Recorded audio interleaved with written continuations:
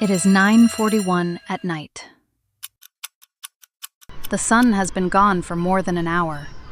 Outside, the sky is dark, but inside your bedroom, it still feels like an oven. That does not seem to make sense. The heat should be outside. The sun is gone. So why is your house still getting warmer? Because the sun did not stop heating your home. It already got inside. And now, your house is giving that heat back. Tonight, we are going to follow the heat through an ordinary home and find out why your air conditioner can feel powerless even after sunset. Because the sun is gone, but the heat is not. During the day, sunlight does not just warm the air outside. It hits your roof. It passes through your windows. It warms your walls, your floors, your furniture, even the ceiling above your bed. And all of those things absorb energy.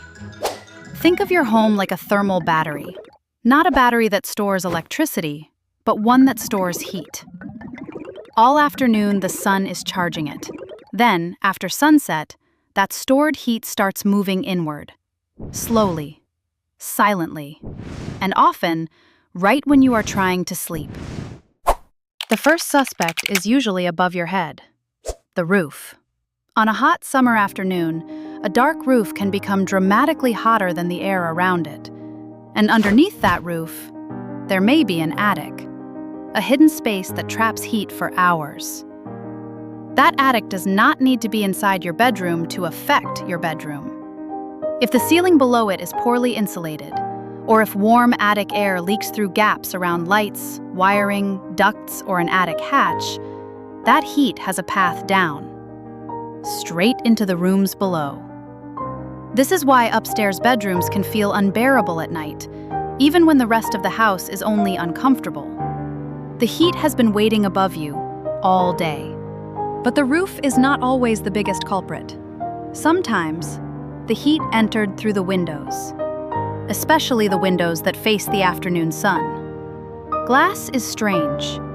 It can let sunlight enter, but once that sunlight hits your floor, your walls, your sofa, it becomes heat inside the room. And that heat does not immediately leave when the sun goes down.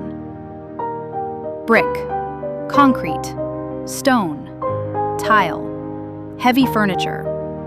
All of them can absorb heat during the day and release it later. So a room with large west-facing windows can stay hot long after the sky turns dark. The sun set outside, but inside, the room is still catching up. This is also why buying a bigger air conditioner is often the wrong first move. Your air conditioner may not be weak. It may be fighting a house that is still releasing heat. It is trying to cool the air, while the roof is warming the ceiling, while the walls are warming the room, while the windows are still radiating the energy they collected hours ago.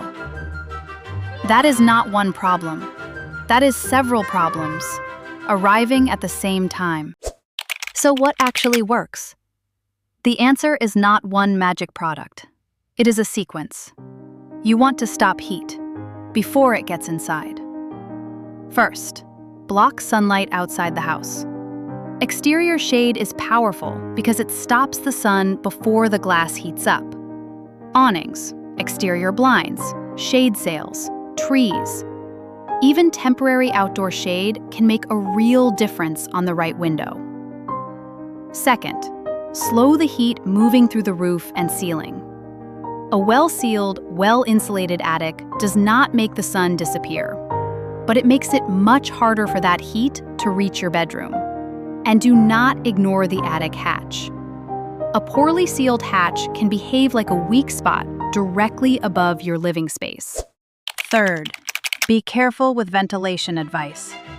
Opening windows at night can help, but only when the outdoor air is actually cooler and the humidity is not making the house feel worse. In some dry climates, cooler night air can flush heat out of the home.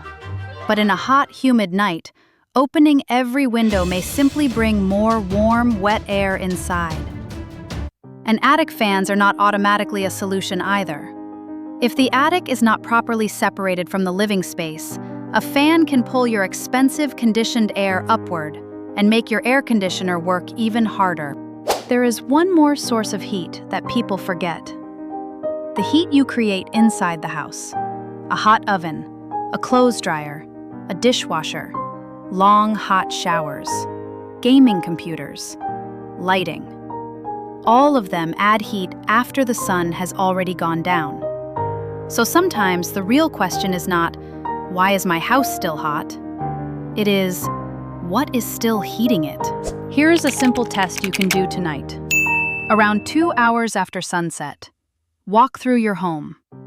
Start in the coolest room, then move to the hottest one. Notice where the temperature changes. Is the top floor much warmer? Does one room with large windows stay hot longer than the others? Is the ceiling above your bed warmer than the walls around you? Does the room get worse after you cook or after the dryer runs? You are not looking for one universal answer. You are looking for a pattern, because the pattern tells you where the heat is coming from. Roof, attic, windows, thermal mass, air leaks, or heat generated inside the house. The goal is not to make your air conditioner work harder. It is to make your home need less help from it. Block the sun before it enters. Slow the heat before it reaches your rooms. Release heat only when the outside conditions actually help.